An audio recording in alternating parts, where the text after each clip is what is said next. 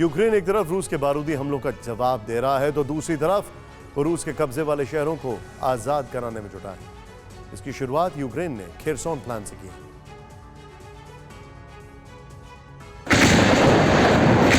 रूस यूक्रेन जंग के आज 5 महीने पूरे हो गए। इन 5 महीनों में रूस और यूक्रेन के हजारों सैनिक मारे गए। जंग की आग में आम लोगों की भी आहुति दे दी गई। लेकिन जंग को रोकने की बजाय दोनों मुल्क अब युद्ध की नई रणनीति बनाने में जुट गए। रूस ने डोनबास और लुहांस से आगे निकलने की बात की है। यूक्रेन के दूसरे हिस्सों पर कब्जा करने का ऐलान किया है और अब यूक्रेन भी कुछ इसी तरह की स्ट्रेटजी बना रहा है। खबर है कि यूक्रेन एक बार फिर से खेरसोन पर चढ़ाई करने की तैयारी कर रहा है, लेकिन यूक्रेन ने खेरसोन पर हमला करने का प्लान बहुत सीक्रेट रखा है। यूक्रेन सरकार ने खेरसोन के लोगों को इस प्लान के लिए खामोश रहने को कहा है। खेरसोन के लोगों से कहा गया है कि जब तक सरकार इस बात का ऐलान न करे तब तक लोग भी इस हमले को लेकर खामोश रहें। खबर है कि यूक्रेन ने कल यानी 23 जुलाई को खेरसोन प्लान पर काम करना शुरू कर दिया है। क्या आप अपनी कृषि भूमि से 10 गुना ज्यादा कमाना चाहते हो तो फ्रीडम ऐप को अभी डाउनलोड कीजिए और साधकों से सीधे सीखिए। और इस शहर को फिर से हासिल करने के लिए उसकी घेरेबंदी कर रहा है। कीव के बाद यूक्रेन के दूसरे सबसे बड़े शहर पर रूस महीनों पहले कब्जा कर चुका है। यूक्रेन की रणनीति है कि अब रूस के कब्जे वाले शहरों को आजाद कराया जाए।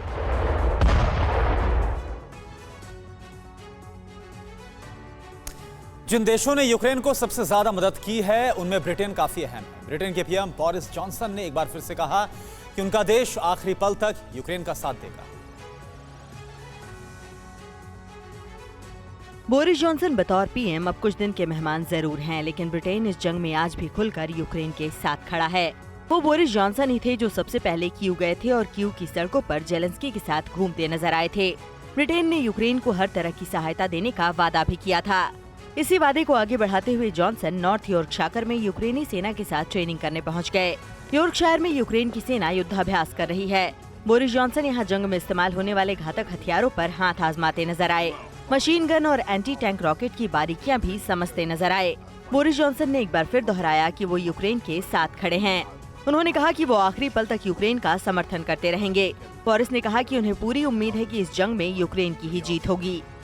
उधर जंग के बीच ब्रिटेन ने बड़ा दावा किया है। ब्रिटिश आर्मी का कहना है कि जंग में रूस को अब तक 50,000 सैनिकों का नुकसान उठाना पड़ा है।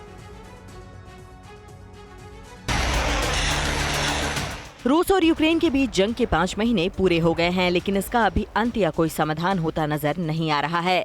जंग अभी भी जारी है। दोनों तरफ से बारूद बरस रहे हैं। रूस लगातार यूक्रेन पर हमले कर रहा है, यूक्रेन भी जमकर पलटवार कर रहा है।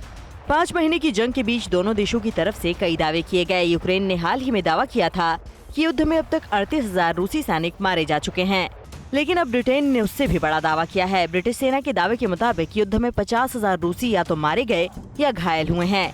ये दावा ब्रिटेन के टॉप मिलिट्री अफसर ने यूक्रेन के आर्मी ऑफिसर्स के साथ मीटिंग के बाद किया।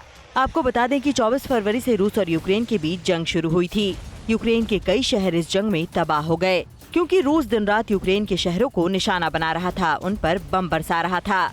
वहीं यूक्रेन ने भी रूसी सेना को बड़ा नुकसान पहुंचाया है, क्योंकि यूक्रेन को लगातार पश्चिमी देशों से हथियारों की मदद मिल रही है।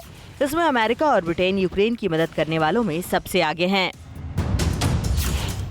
किसान ने उगाई फसल की कीमत तय करेगा किसान। किसान खुद अपना मालिक बनना चाहिए। फ्रीडम ऐप डाउनलोड कीजिए और खुद अपना मालिक बने।